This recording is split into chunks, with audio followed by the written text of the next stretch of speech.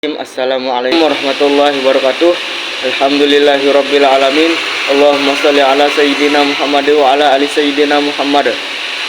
Perkenalkan, nama saya Ahmad Muzandi dengan NIM 240102046.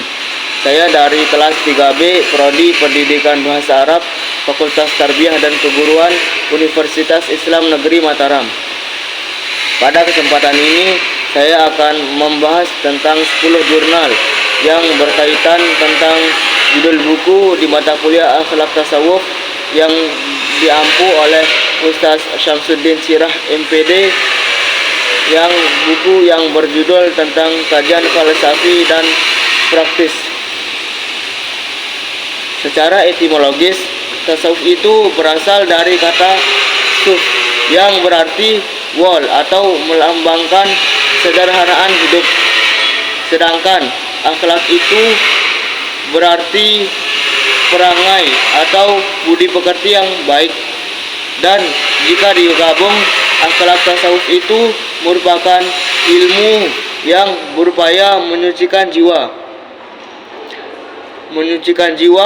memperbaiki hati, serta mengarahkan perilaku manusia agar selalu dekat dengan Allah Subhanahu wa taala. Kemudian menurut Haji Sayyid Siddiq dalam jurnalnya Akhlak Tasawuf, yaitu akhlak tasawuf itu merupakan dimensi batin dari ajaran Islam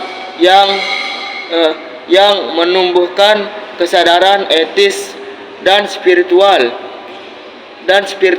secara seimbang. Kemudian tasawuf itu bukan hanya laku batin, tetapi juga pedoman moral untuk menghadapi tantangan dunia yang modern ini.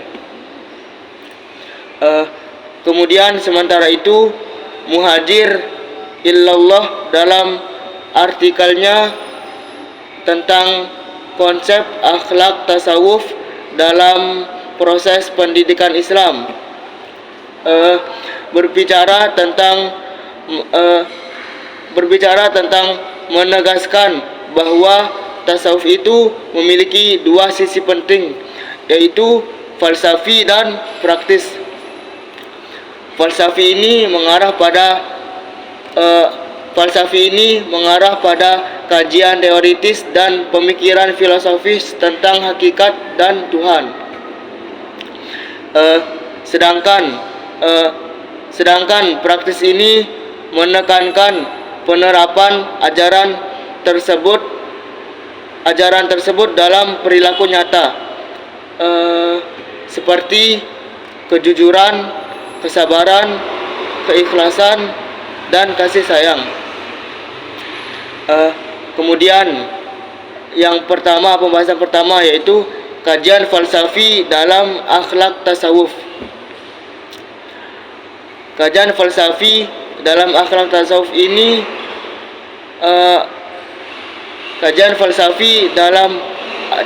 ini berhubungan erat dengan pemikiran tentang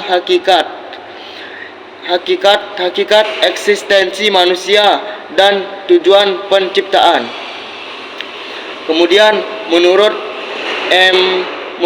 Muhammad Fairuz Al-Faruq dan Satria Andi dalam jurnal mereka tentang akhlak tasawuf, menurut Syekh Abdul Qadir Al-Jailani,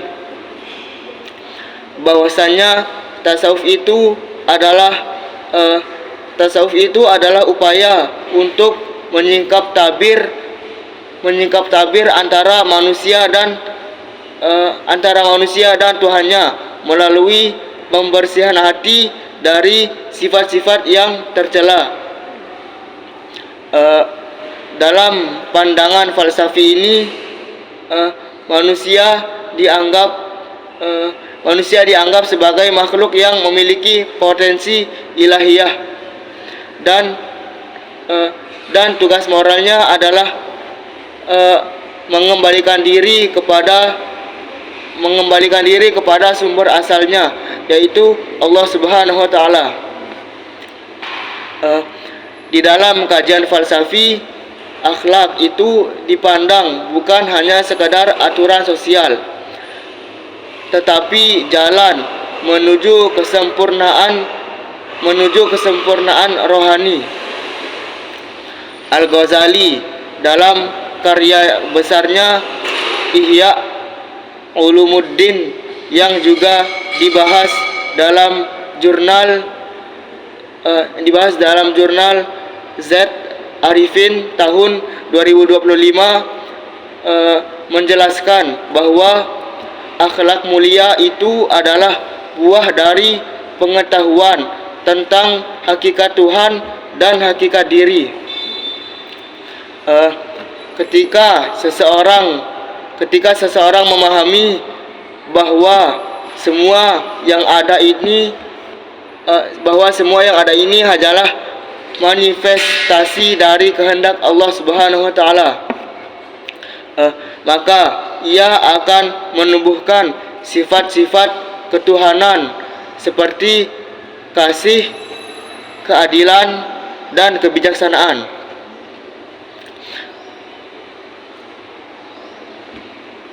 Kebijaksanaan dalam dirinya. Kajian falsafi ini juga menyoroti konsep tentang insan kamil atau manusia yang sempurna. Dalam kerangka tasawuf, insan kamil adalah sosok yang telah mencapai keseimbangan antara akal, hati, dan tindakan. Kemudian menurut A.J. Sitika dalam jurnalnya, yaitu Kedudukan Akhlak dan Tasawuf dalam Islam, menyebut bahwa insan kamil itu bukanlah seseorang yang bebas dari dosa, tetapi seseorang yang terus berjuang menyucikan jiwa,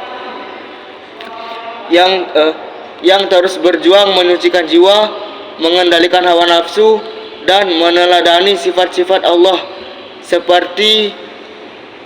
seperti Rahman dan Rahim. Kemudian secara filosofis, akhlak tasawuf juga berbicara tentang epistemologi spiritual, yaitu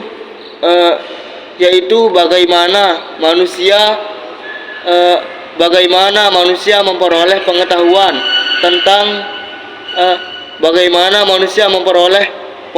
tentang kebenaran.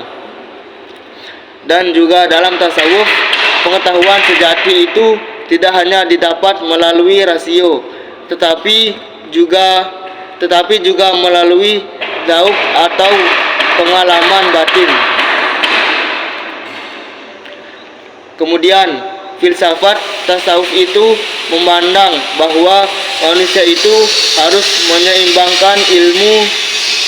menyeimbangkan ilmu dan amal, pikiran dan zikir.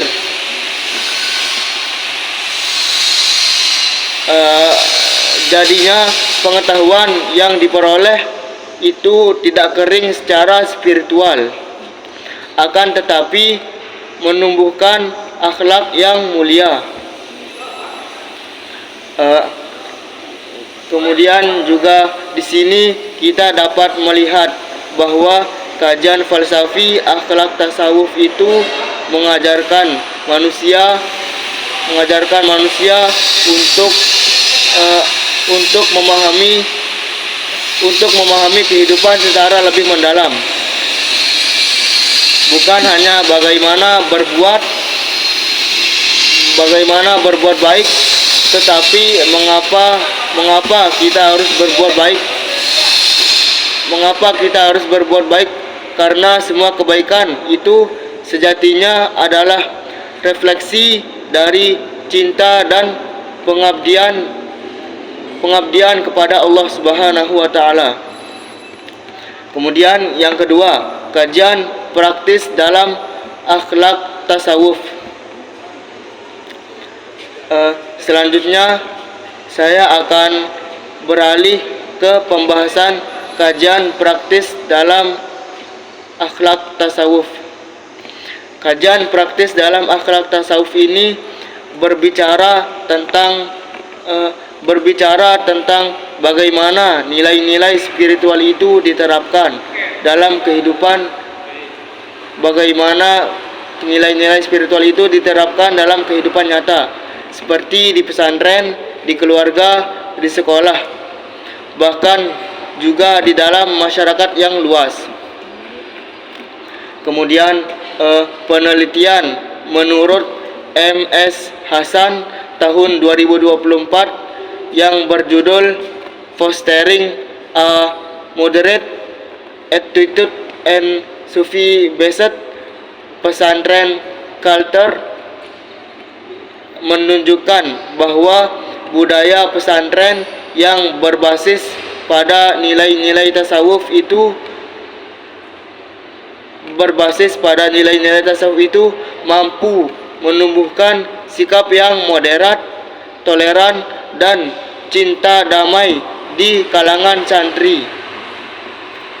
Kemudian zikir dan tawakal dan latihan muhasabah itu yang diterapkan setiap hari menjadi sarana yang efektif dalam membentuk kepribadian yang tenang,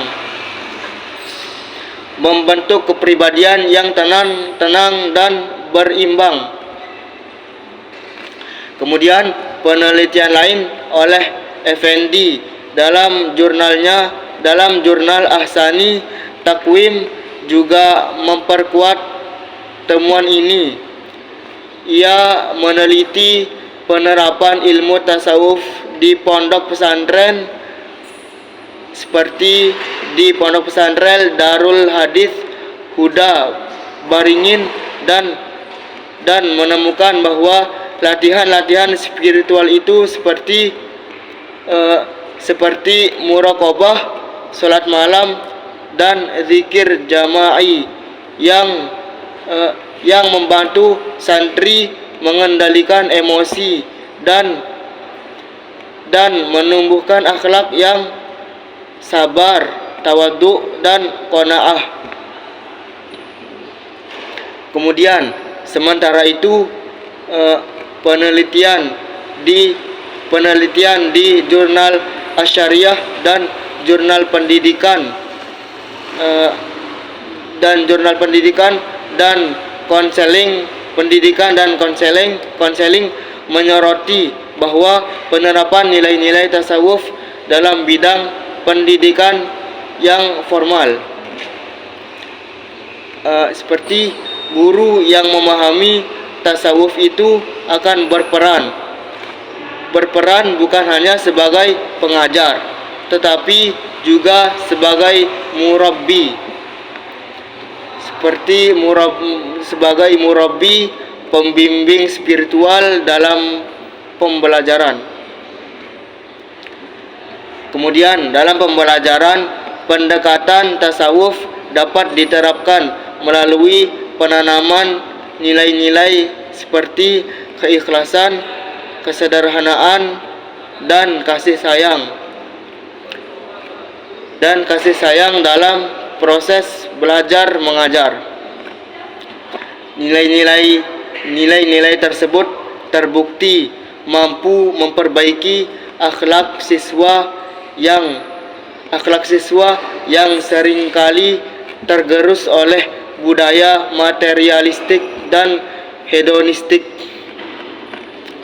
Kajian praktis ini menunjukkan bahwasanya akhlak tasawuf itu dapat menjadi solusi bagi krisis moral di era yang modern ini. Melalui pendidikan yang berbasis tasawuf, generasi muda ini diajak bukan hanya berpikir logis, tetapi juga berjiwa lembut, berempati dan berorientasi pada kebajikan. Kemudian dari sisi sosial, praktik tasawuf juga terlihat dalam gerakan masyarakat yang menekankan keadilan sosial dan kepedulian terhadap sesama. Adapun nilai zuhud tidak berarti meninggalkan dunia, tetapi menggunakannya untuk kemaslahatan. Orang yang zuhud itu tidak tamak, tidak sombong, dan tidak iri hati. Oleh sebab itu hatinya telah tenang dan kebergantungan kepada Allah Subhanahu wa taala. Kemudian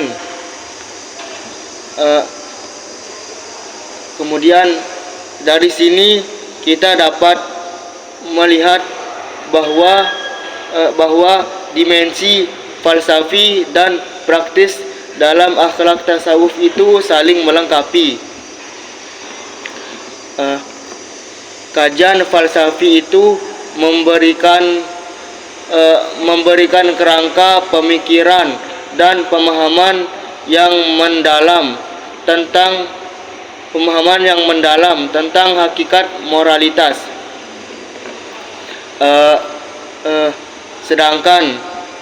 Sedangkan kajian praktis itu menghadirkan realisasi dari nilai-nilai tersebut dalam perilaku nyata. Sebagaimana dijelaskan dalam jurnal Z Arifin tentang konsep insan kamil, secara falsafi baru akan bermakna apabila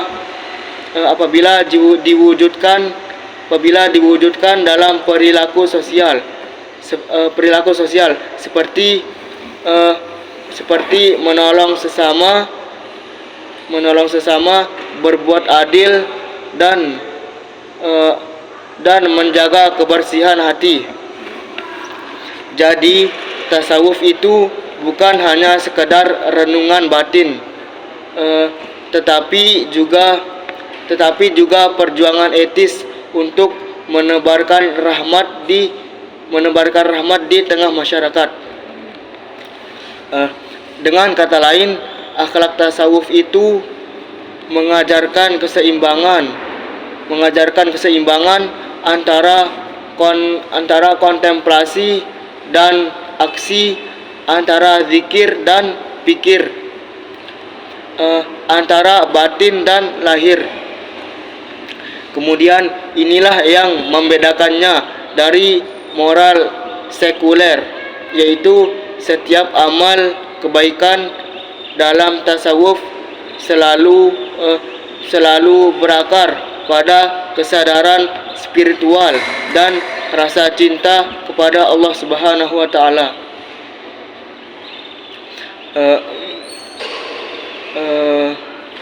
Kemudian tasawuf di era modern ini dalam konteks kehidupan yang modern, ajaran tasawuf memiliki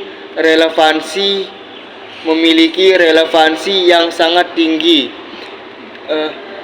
di tengah dunia yang serba cepat dan individualistik ini.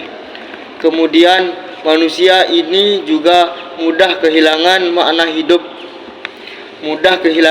hidupnya.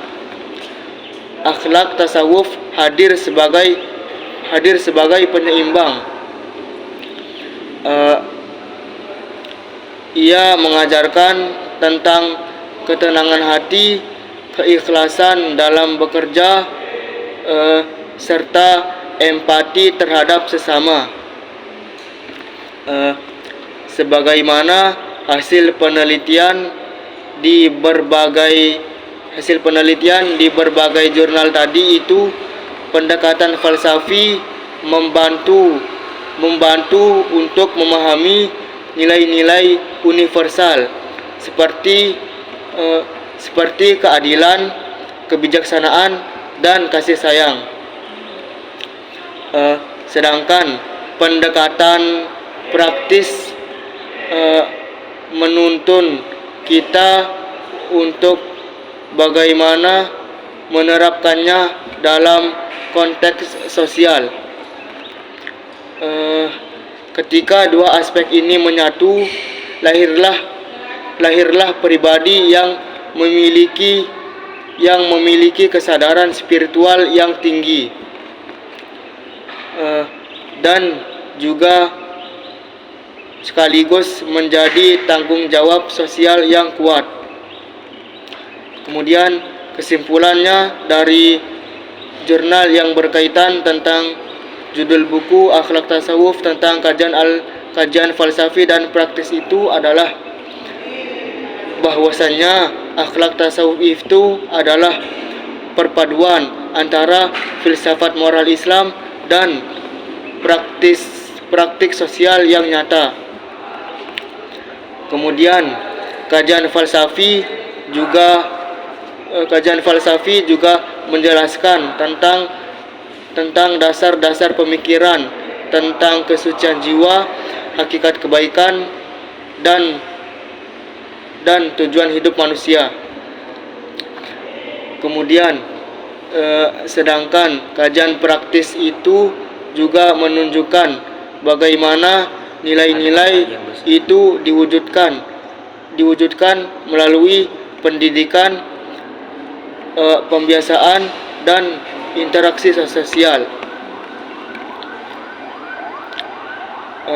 Baik, mungkin cukup sekian pembahasan 10 jurnal yang berkaitan tentang judul buku Akhlak Tasawuf tentang kajian falsafi dan praktis dari saya. Wassalamualaikum warahmatullahi wabarakatuh.